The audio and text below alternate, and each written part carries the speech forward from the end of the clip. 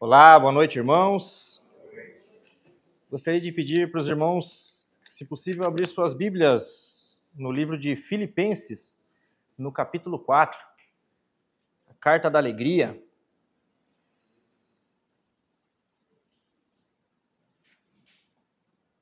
A partir do 1. Amém? Então vamos à leitura. Portanto, meus irmãos, a quem amo e de quem tenho saudade, vocês que são a minha alegria e a minha coroa, permaneçam assim, firmes no Senhor, ó amados. O que eu rogo a Evódia e também a Sintique é que vivam em harmonia no Senhor. Sim, e peço a você, leal companheiro de julgo, que as ajude, pois lutaram ao meu lado na causa do Evangelho com Clemente e meus demais cooperadores. Os seus nomes estão no livro da vida. Alegrem-se sempre no Senhor. Novamente direi, alegrem-se. Seja a amabilidade de vocês conhecida por todos. Perto está o Senhor.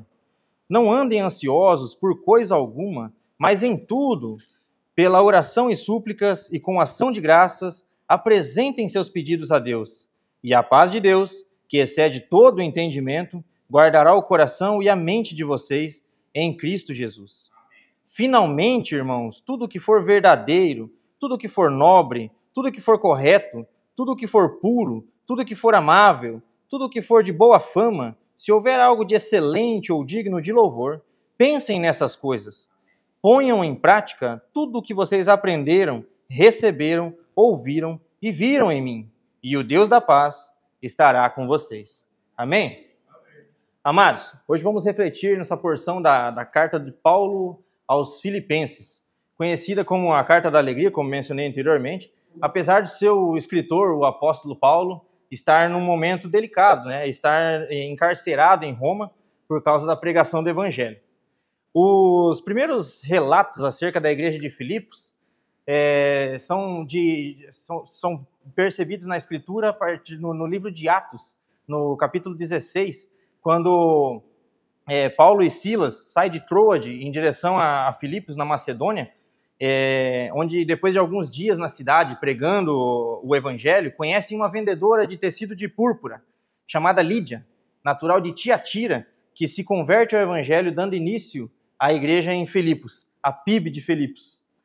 É também nessa cidade que ocorre aquele tão conhecido episódio entre Paulo e Silas, presos depois de expulsar o demônio de uma menina que oferia lucros para algumas pessoas da cidade ali, e eles são encarcerados, são presos, e eles começam a orar e entoar louvores, entoar hinos dentro da prisão.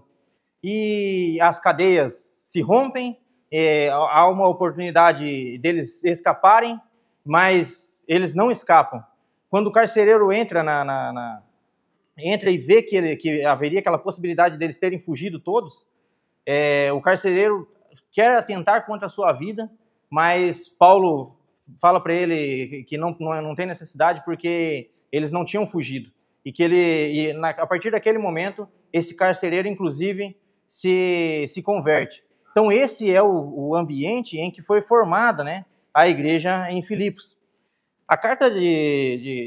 O clima da carta aos Filipenses é um clima amistoso, de louvor e gratidão a Deus, pois sabendo que o apóstolo Paulo estava encarcerado em Roma, os irmãos da igreja de Filipos enviaram a ele Epafrodito com donativos e recursos financeiros para sua subsistência. Nessa carta, ele anuncia o envio de Timóteo a eles num próximo momento. No primeiro momento, ele avisa que vai enviar Epafrodito, mas num próximo momento, a partir que Timóteo não fosse mais tão útil assim para ele estaria enviando Timóteo para estar com os irmãos daquela igreja. Também adverte, né, acerca de divisões e competições causadas por egoísmo de alguns e competições, né, acerca da pregação do evangelho.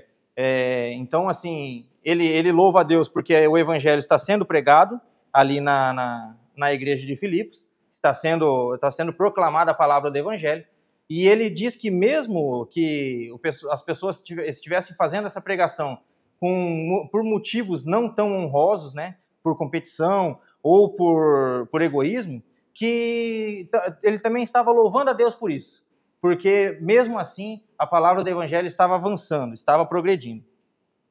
E também ele exorta sobre os de sempre, os judaizantes, que volta e meia queriam que o povo da igreja de Filipos retornasse aos costumes judaicos, que precisava primeiro ser judeu para depois ser cristão, que precisava circuncidar, que precisava cumprir toda a lei, que precisava as pessoas viver sobre o jugo da lei para daí então ser cristão. O que é um aviso, uma exortação recorrente nas cartas de Paulo. Em quase todas as cartas de Paulo, ele sempre está alertando, principalmente na carta de Gálatas, está alertando sobre esses judaizantes, pessoas que não estavam dispostas a viver a liberdade do evangelho.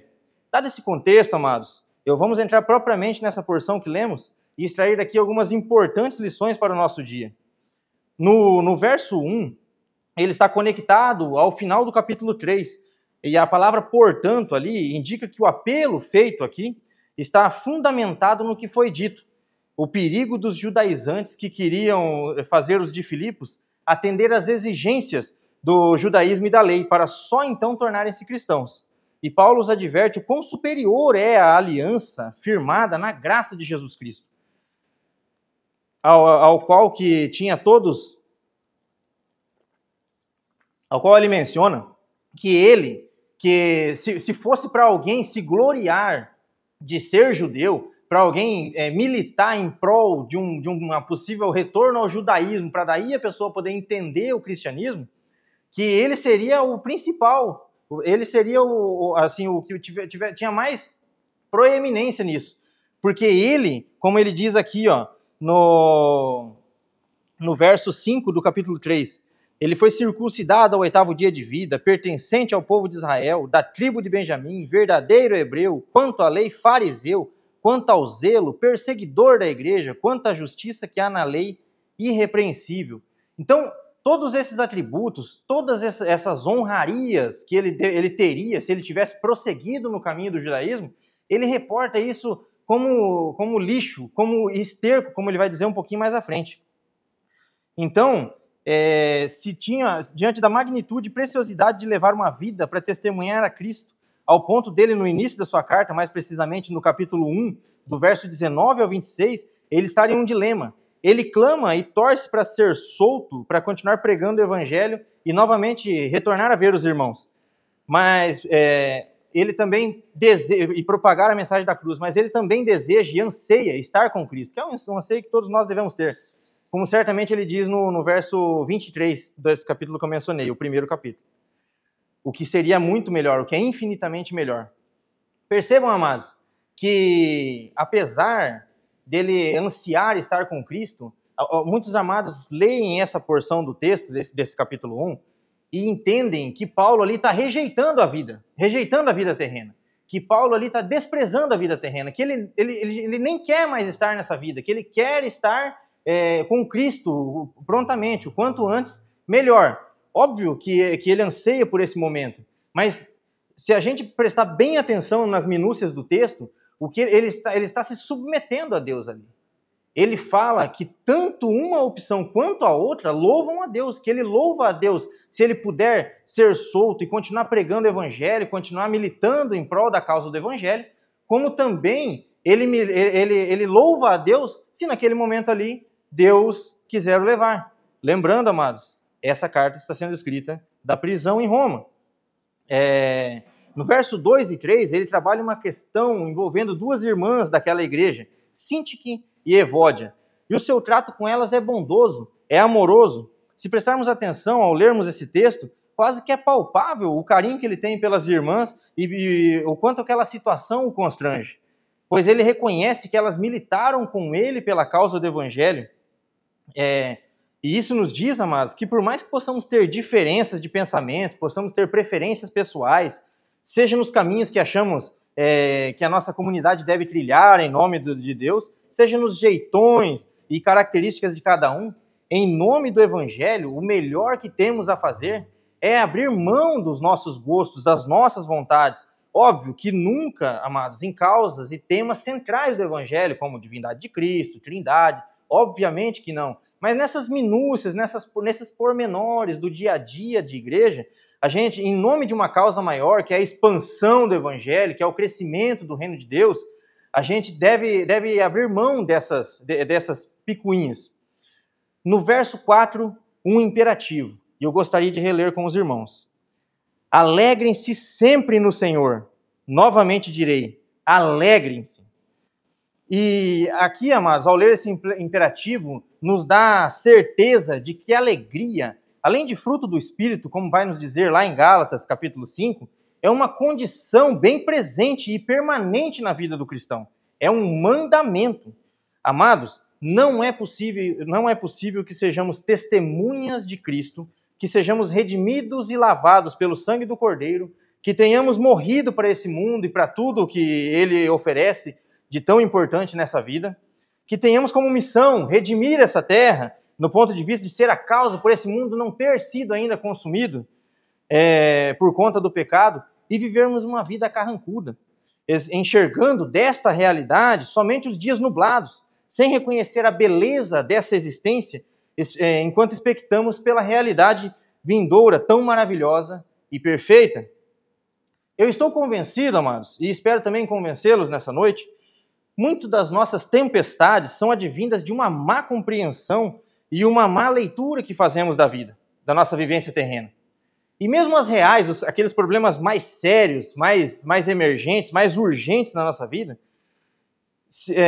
aquelas difíceis de compreender e aceitar, se tivermos uma convicção bem firmada, bem presente de que Deus é o nosso Senhor e que é Ele quem carrega os nossos fardos pesados, podemos ter paz e desfrutar dessa alegria como fruto do Espírito que tanto vemos nas Sagradas Escrituras.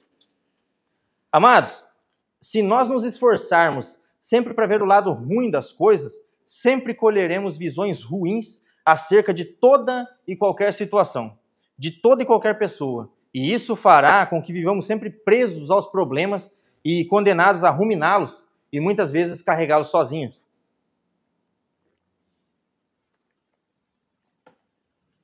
E aqui, amados, ninguém está fazendo uma defesa, eu não quero fazer uma defesa da confissão positiva. Muitas vezes a gente chega para os irmãos e relata um problema.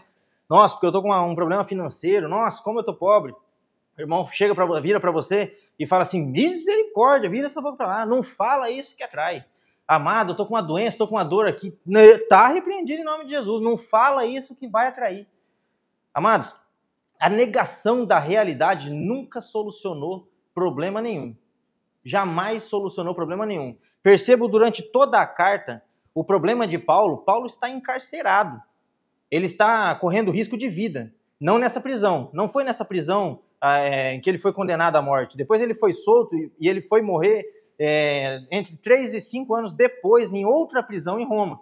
Mas nesse momento, dessa prisão domiciliar que ele está aqui, em Roma também, ele está correndo perigo de vida. Ele poderia, nessa ocasião, ter sido sentenciado à morte. E percebam, durante toda a carta, não se vê ele lamentando, não se vê ele se lamuriando por conta disso, não se vê ele dizendo, nossa, como eu sou coitado, Deus, eu tenho pregado o evangelho, eu estou convertendo vidas através do Espírito Santo, eu estou fazendo a tua obra, meu Deus, mas não para de vir perseguição, olha onde eu estou encarcerado, acorrentado a um soldado romano. Mas ele conseguia perceber, amados, a mão poderosa de Deus em todos os momentos da vida dele, mesmo em um momento grave, mesmo em um momento difícil como esse. E ao ponto das falas dele, está sendo comemorar que os da casa de César estavam conhecendo o evangelho, que os carcereiros, que os soldados, que os soldados romanos estavam conhecendo da verdade e das virtudes do evangelho. Quando a gente deixa de entregar os nossos problemas e demandas irrestritamente ao Senhor e, consequentemente, sofremos por isso, estamos anunciando a Deus e ao mundo que o nosso Senhor, infelizmente, não é capaz de resolvê-lo. Que nosso Deus não nos ama suficientemente a ponto de aliviar o fardo que carregamos. Por consequência, amados, estamos chamando Jesus de mentiroso. Porque Jesus prometeu que estaria conosco até a consumação dos séculos. Então isso significa que uma vez que entregamos nossa vida para Jesus, jamais passaremos por dificuldades? Claro que não funciona assim. Mas uma vez que entregamos nossas vidas para Jesus, temos que ter o olhar nas coisas do alto. Devemos, assim, esquecer esses problemas pequenos, porque o máximo que nos pode acontecer é a gente perder a nossa vida. O máximo que pode nos acontecer é a gente perder a nossa vida. E para aquele que já morreu para essa vida, é só uma passagem para uma vida eterna, para uma eternidade junto de Deus. Porque a esperança do porvir consome com todo o medo e toda a ansiedade. Essa alegria passa a ser uma condição permanente e independente do que estamos passando, é uma alegria gerada no nosso coração por Jesus, pelo próprio Espírito Santo, o Consolador. No verso 5, seja a amabilidade de vocês conhecida por todos. Perto está o Senhor. Exalta o que deve ser exposto por nós, que é a amabilidade. E por quê? Porque Jesus está vindo, porque nós estamos aguardando a chegada, a volta do nosso Jesus. Ele vem nos buscar, ele está vindo nos buscar. A NVI, a versão que eu trago para os amados aqui, traduz como amabilidade, porém a ARA, nesse contexto aqui, traduz como moderação. O que eu considero também que faz uma conexão melhor com o raciocínio que ele está trazendo aqui nessa passagem. Pois se formos moderados, sempre poderemos ser racionais diante das situações. Porque, pensa, amados, quando a gente se desespera, a gente não tem moderação, quando a gente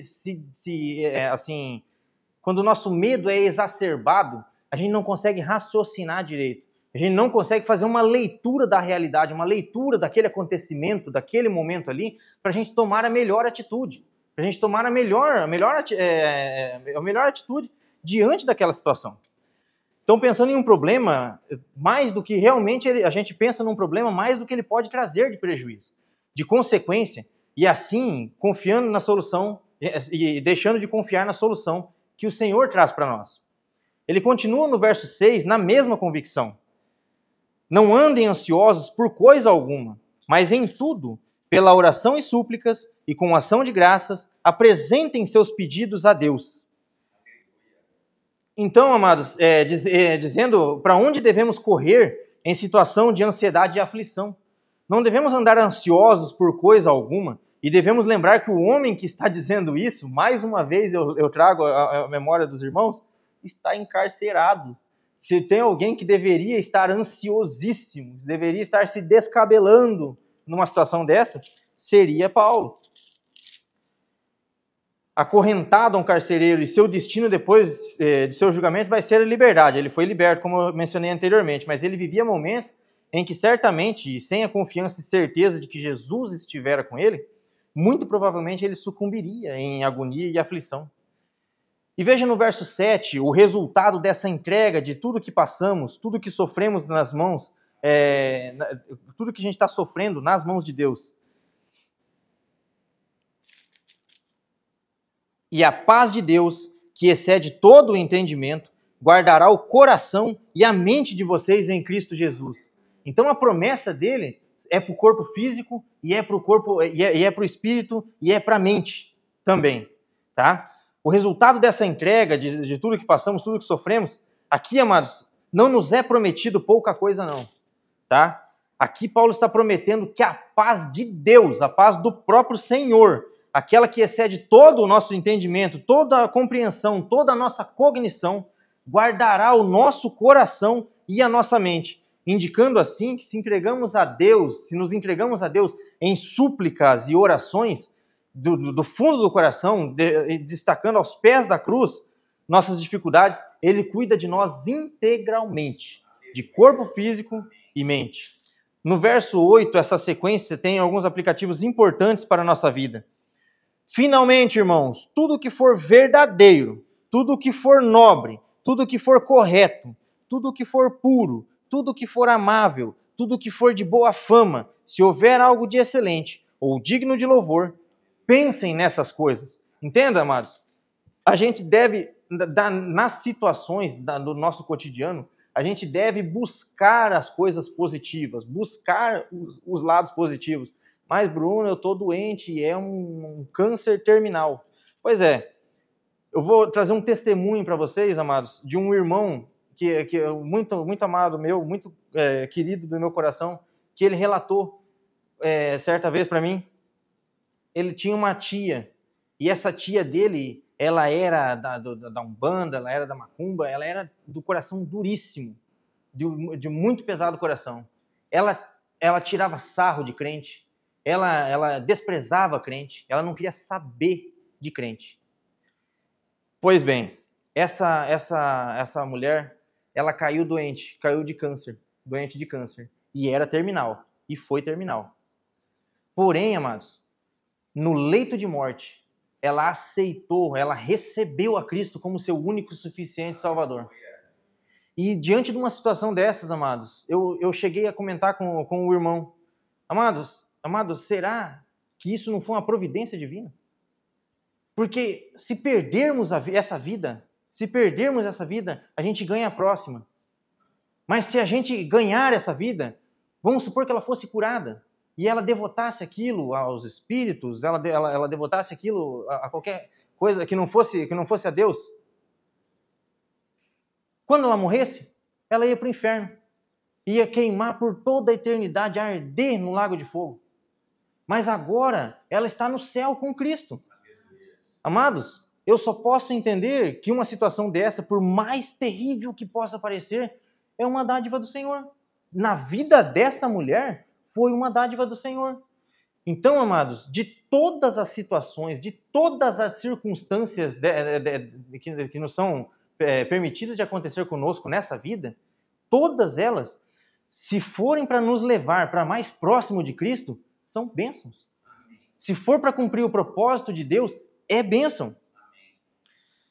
Então, porque somente Ele, somente o Senhor, tem a compreensão de tudo que passou, tudo que passa e tudo que passará em nossas vidas. O exemplo de José.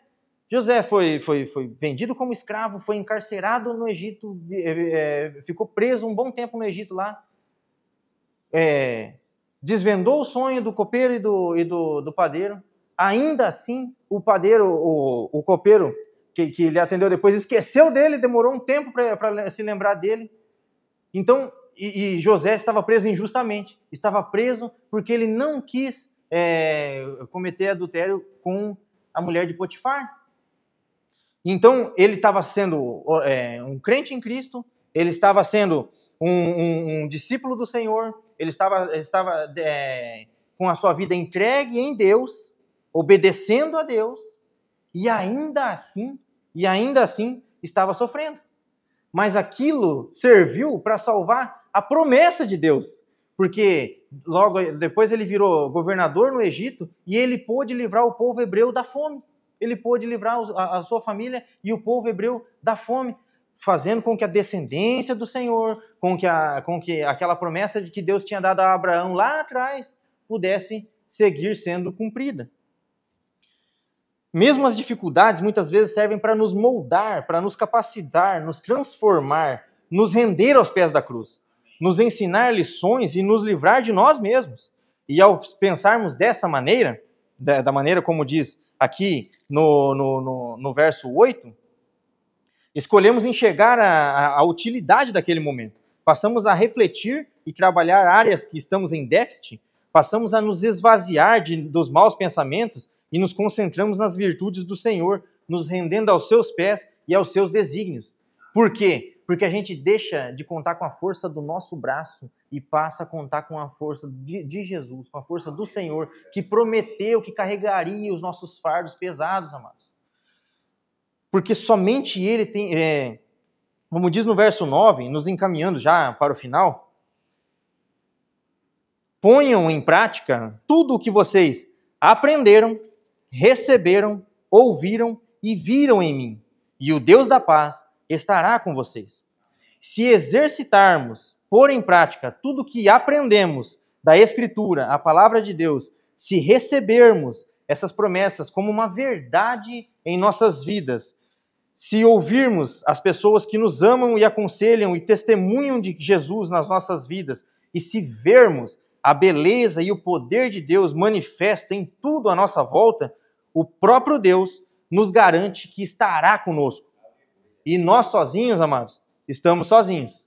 Mas nós, com Deus, somos maioria diante de toda e qualquer situação. Amém? Vamos ficar de pé?